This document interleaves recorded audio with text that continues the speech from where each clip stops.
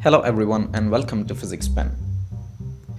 In the last videos, we were talking about frames of reference. If you have not watched those, I would like to request you to go and watch them first. And in this video, we are going to look at an example which is going to utilize the concept of frames of reference. So in this problem, we have a train, let us say it is 350 meters long, which is accelerating with an acceleration of 3 times 10 with the power minus 2 meters per second squared. Obviously starting with an initial velocity of 0 meters per second. And we are going to look at the train from the frame of reference of the Earth. Let us examine whether we can consider Earth to be an inertial frame of reference or not. Earth completes its rotation by 360 degrees in 24 hours. Using this information, we can calculate the angular velocity by obviously converting the 360 degrees into radians, which will be equal to 2 pi, divided by the total time taken to complete that, which is in seconds basically. So it will be 2 pi divided by 24 times 60 times 60. Now that we know the angular velocity, we can calculate the centripetal acceleration required to keep any object on a circular path while it is on the surface of Earth. And for that, what we will do, we will just square up the angular velocity and then we will multiply it with the radius of Earth, which is basically a variable thing depending upon your position on Earth. So let us say that you are standing on equator where the radius is basically 6,400 kilometers.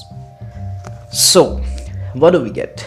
We get a value of 0.03 and something, which we can clearly see is a very little quantity if we compare it with the acceleration caused by the gravitational force.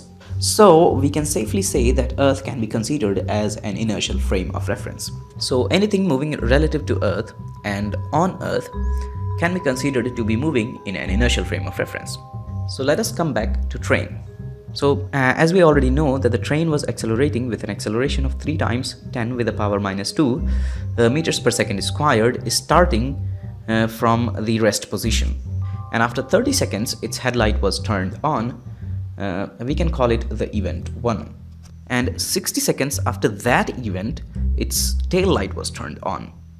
We can call it the event 2. And we have to find the distance between these two events if we have marked both of the events from the frame of reference of Earth. And to do that, we will calculate the velocity of the train when it is crossing the point of event 1. And to do that, we will use the first formula for motion in one line, which is V is equals to U plus A times T, where V is the final velocity, U is the initial velocity, A is the acceleration, and T is the time taken. And if we put the values of 0 at the initial velocity and 3 times 10 with the power minus 2 as the acceleration and 30 seconds as the time, so we have got 0.9 meters per second as the velocity at point of event 1. Now that we know the velocity at the point of event 1, we know that 60 seconds after this the second event happened.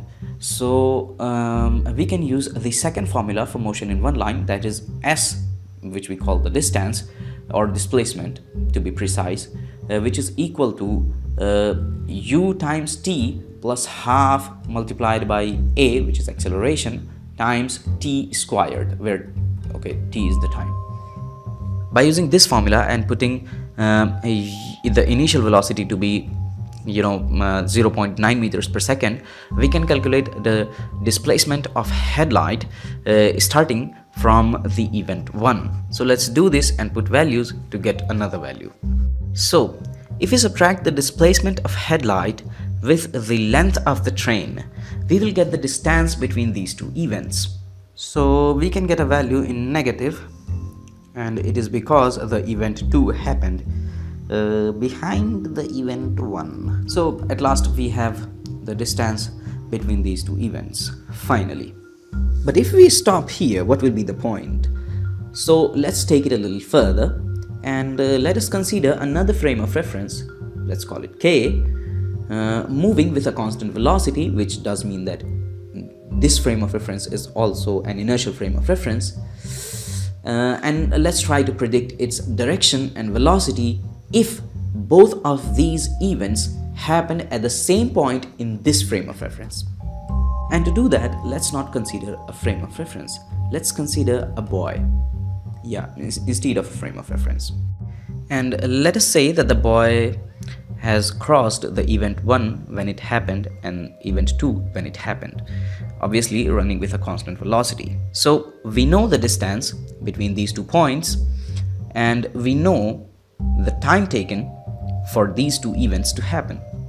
So we can divide them and get the required velocity of the boy to cover this distance in 60 seconds.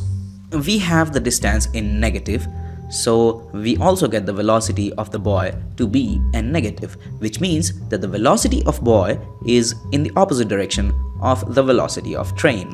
And now we can replace the boy with the frame of reference, which we call k. And this is how we can solve the problems related to frame of reference. Thanks for watching, and don't forget to like, share and subscribe.